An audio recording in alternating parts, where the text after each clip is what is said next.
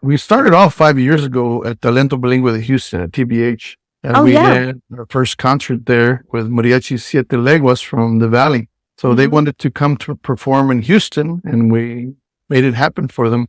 So obviously, TBH is a small venue, about 250 people fit in that venue. And we sold out the first day, the first event that we had. And so we decided to move on to a bigger venue. So we went to HBU Dunham Theater, and that fits about 1,200 people. And we sold out there.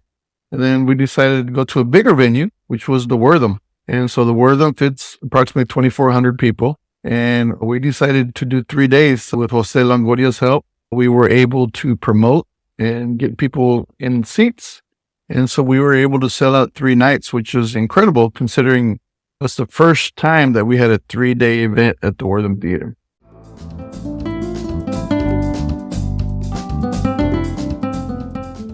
Thank you for joining us for another episode of Spotlight Houston, where we bring you the best of the people, places, and events in Houston. This week, we learn more about the 5th Annual Mariachi Festival happening at the Wortham Center.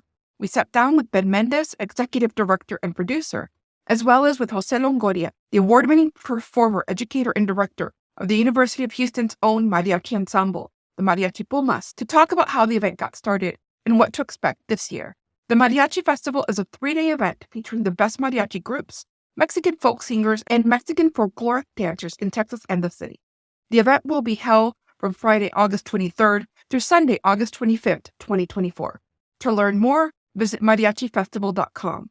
This is episode 99 with an original air date of Monday, August 5th, 2024. And now your host, Blanca Quezada. I'm so excited to inform you that the annual Mariachi Festival will be back in Houston for us to enjoy for 3 days. I can't believe it's going to be for 3 days. And not only that, but it's going to be at the Wortham Center in downtown Houston. And that is a beautiful location. It's an iconic building. We can go and enjoy all that too. And the festival will feature some of the best mariachi musicians, singers, and of course, the best colorful ballet folkloric dancers. And also, I recently found out that Houston is very fortunate to have some of these amazing mariachi musicians that are right in our own backyard. I can't wait to go and enjoy this spectacular and lively performance, like I said, happening for 3 days. We don't have excuses. We all have a chance to go whenever we want. And with me today, I'm very fortunate as well to tell you that Ben Mendez is here with us to give us the behind the scenes of the festival. And he is the executive director and producer of the festival. And so also as well with me today is Jose Longoria. He's an incredible winning performer and educator and director of the University of Houston's own mariachi group, the Mariachi Pumas, perfect name. A select group of the Pumas have represented U of H at competition and conferences, and they have been just incredible and, as always, very well recognized. With the Mariachi Imperial de América, Longoria has performed internationally in Canada, China, India, and Armenia, and has won awards at the Houston Livestock Show and Rodeo and the Mariachi Vargas Extravaganza. So congratulations to you, Jose, for that. But it's great to have you both here on the show. Well, thank you so much for joining me. Pleasure. You forgot to mention the most important part. I just shine Ben Mendez's shoes. That's what I really do. Sorry about that. Anyway, but so Ben and Jose, thank you so much for joining me. And Ben, why don't I start with you? Ben, where did the idea come from to present a traditional Mexican mariachi music and a folkloric dancing festival at such a beautiful place? We started off 5 years ago at Talento Bilingüe de Houston at TBH. And Oh, we yeah. had our first concert there with Mariachi Siete Leguas from the Valley.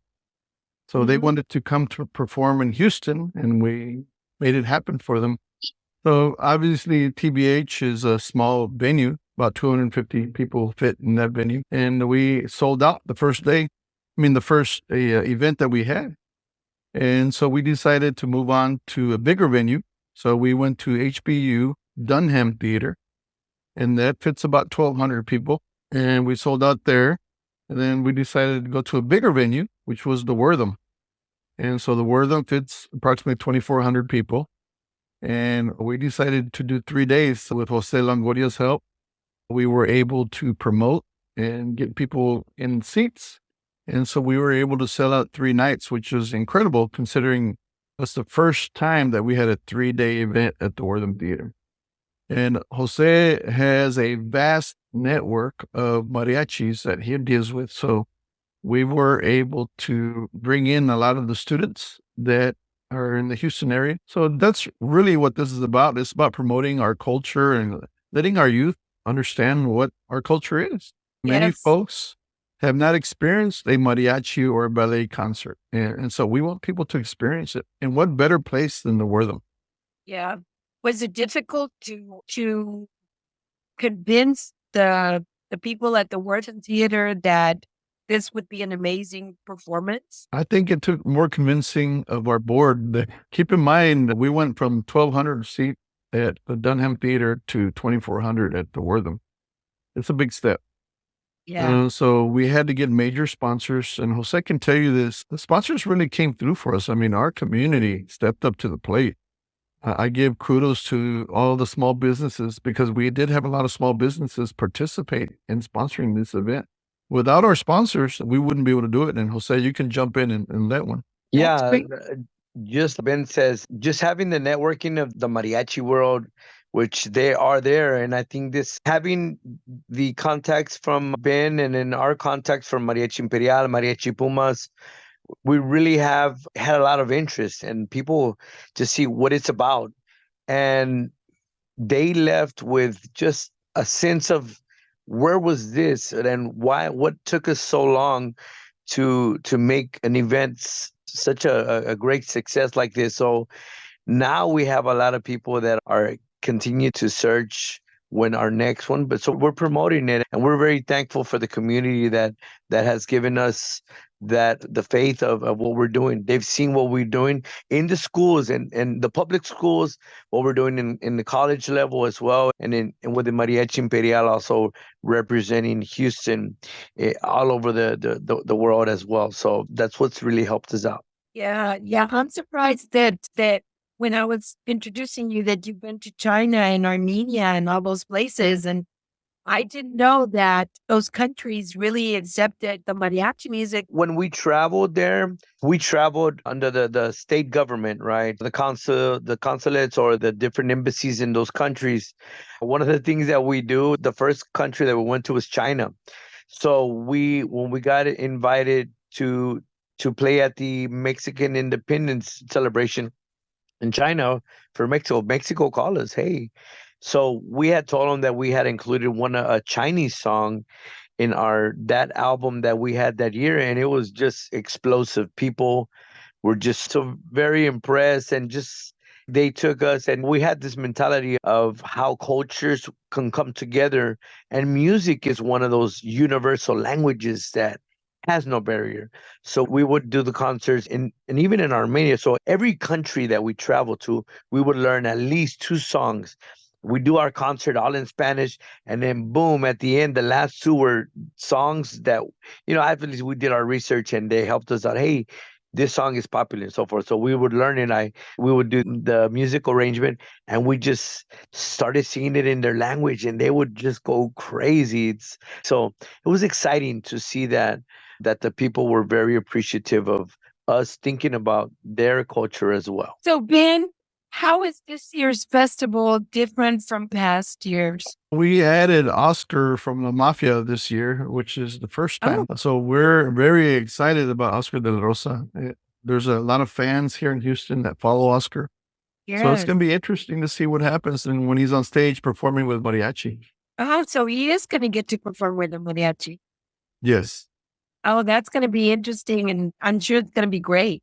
I know that you have a great partner as well for this performance, or for performance. There's actually 3 performances that you're going to have with the School for Performing Arts. So currently we have 150 students at the University of Houston. This is our 4th year running a summer camp.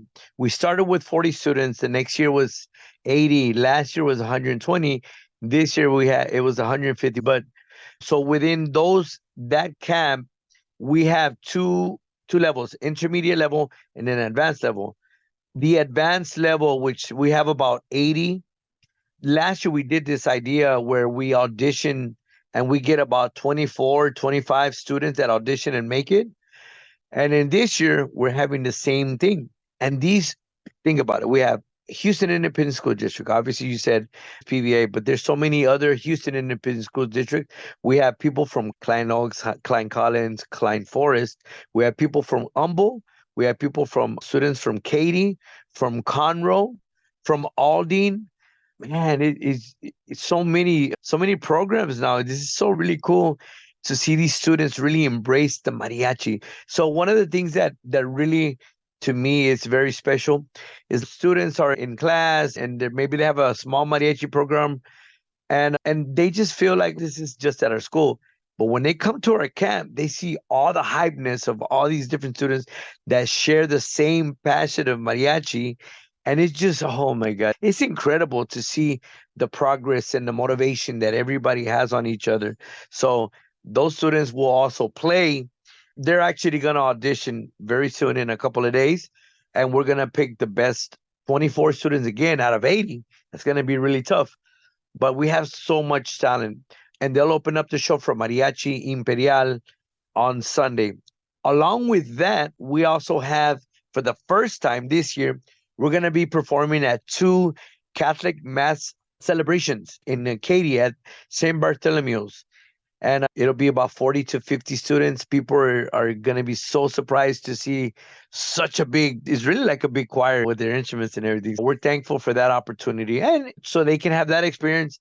Aside from that, we also are promoting this wonderful event. We have a lot of great teachers that are mariachi instructors, vocalists like Vanessa Alonso, who is also in opera. Like she did the Al Cruzar La Luna and all these other mariachi operas. She's very connected. And also Miss Lara, who is another great teacher from Klein District. So we want to run them, but it's very difficult. It's a lot of time, a lot of planning. Number one, it took me about 2 months to write all the music, but everybody has their normal school schedule.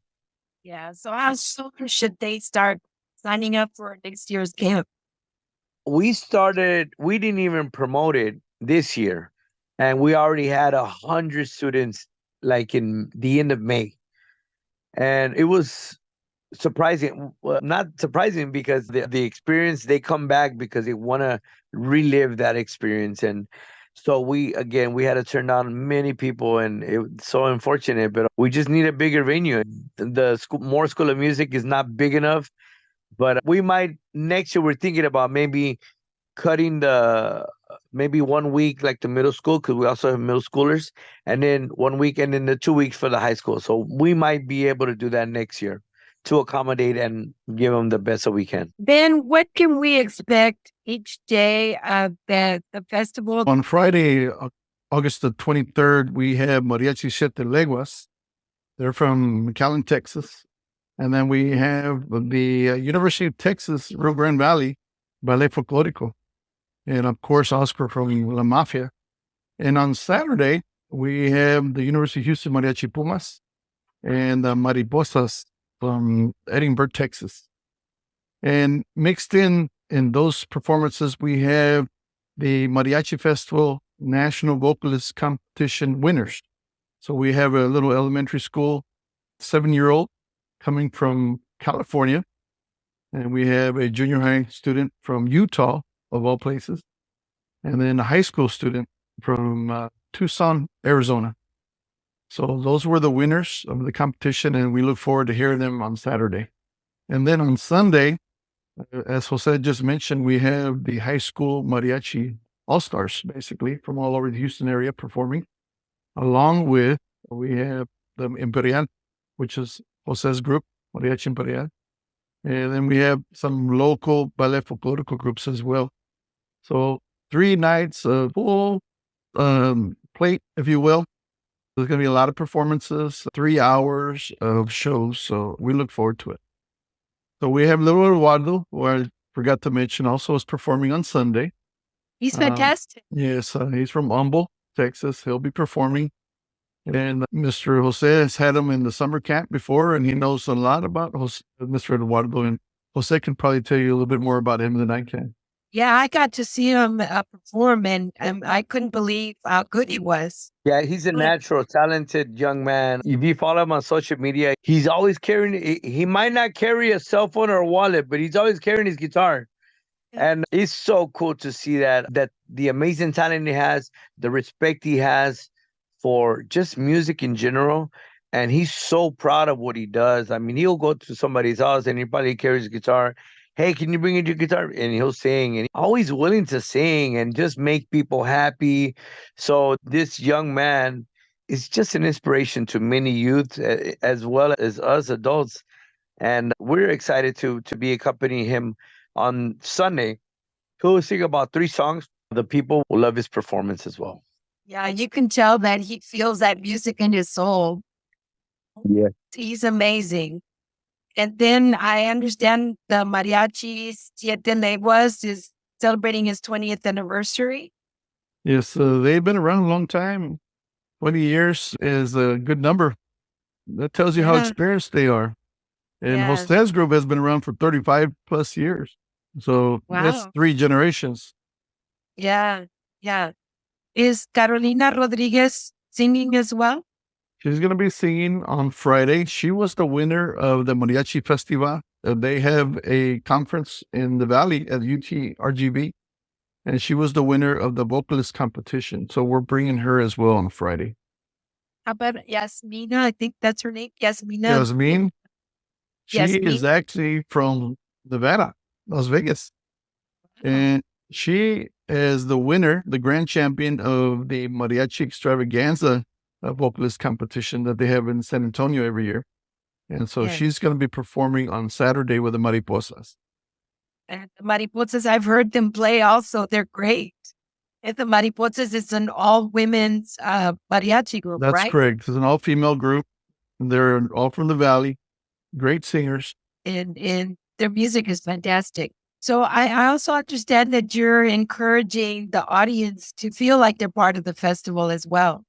Absolutely. We do have a dress code for each of the days. My favorite is actually Saturday because everybody dresses in formal wear, gala attire. And then on Sunday, we have a Mexican traditional attire. So the ladies wear the Mexican dresses and the guys wear guayaberas. So everybody gets into it. So you can see when you look out into the audience, everybody's dressed up and it's really nice. No. What are guayaberas for people that don't know? They're Mexican traditional wear for men, short sleeve dress shirts, basically. Jose, we're so used to hearing mariachi music at restaurants, parties, weddings, but most of us just know it as our traditional Mexican music. We don't stop to think about its history. How and where in Mexico did it begin or originate? And how it's endured so many years. So it started in Jalisco. So mariachis, they started just with 3 musicians, basically. It was just a harp, guitarra de golpe, which is a guitar, 5-string, and a violin. That's what all it was, people. And they would travel and just walk from the rancho, and they would just wear the white, just plain shirts that are made from your usual. And the pantalones weren't even mezclilla. They were the same, just the cotton, white mostly.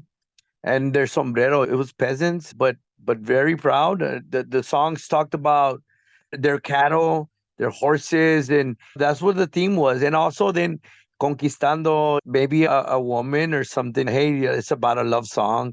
Ay, que laureles, just making similes and different things about what was in those time periods. Just simple things. They're beautiful. And then eventually it started growing. They started adding more violins. And then they constructed the guitarrón, which is the big bass. And then because the harp was playing the bass part mostly. Now you have then they started adding trumpets in the early 20th century. And they started with one and then they started with two. So all these additions, now you have mariachis with up to 15 professional mariachis, which it sounds so incredible. The attire, like I said, it was simple. It didn't have anything. So we took on the charro suit. The charro suit was for people that had money or they had like haciendas and horses and they would ride the horses in their charro suits. And so when the mariachi, there was a movement when a lot of Vargas was one of the mariachis that moved to Mexico City. Mexico City was the richest part of Mexico. So I think they performed for the president and they became famous because of that connection. And then they started using the mariachi uniforms and everybody started seeing that and it just grew. But now you have people like with all these different kind of designs, embroidery, and yeah, the rest is history. Just so much that has evolved through the mariachi. Yeah. And the Mariachi Vargas are around wherever from generation to generation. Right. They're probably one of the most we call it an institute because they've been around for a while and they've maintained that integrity, that the passion of what they're doing. Not to say that there wasn't any other great mariachis before, but they got hooked up again with great people, and then that's what helped them become even better known as well. But they were always great musicians, and they have a high standards. Where does the word mariachi come from? There's many theories. Some people say that it was a French word for mariage, so that they were known because of the of weddings. And then somebody found like a letter, not maybe some years ago, 20, 30 years ago, that it was that there was people making a lot of noise and there were mariachi. So now it says it's an indigenous word as well. So there's so many theories out there. It's really hard to tell, but which one is it? We just got to continue to trust the research. But I think all in all, to me, there's just with so many mestizos, the mixing of our culture, it's really hard to tell at the end of the day. But it is from Mexico and it started with a small group. And we have so much influence because it has German influence, it has European, Spanish. It also has African influence in our rhythm. So it's very unique. We take everything with pride and we're very thankful for everything that happened in Mexico that has led us to really enjoy mariachi and really flourish around the world, everywhere in the world. I was originally a middle school teacher, math. But I'm a third generation mariachi. My father was a mariachi. My grandfather was a mariachi. My kids are now mariachis. So I got hired as a sixth grade math teacher because I graduated from U of H downtown. Did my first year, and then the administration found out I was a mariachi. Then I started teaching both mariachi and math. And then we eventually became just a magnet school, and I did it for 7 years. And then I just did mariachi. Went on to go to Sam Houston. So I started teaching Sam Houston and Patrick Henry. So I taught at the Houston Independent School District for 21 years. On my 19th year, U of H reached out, hey, can we pick your brain? We want to start a mariachi.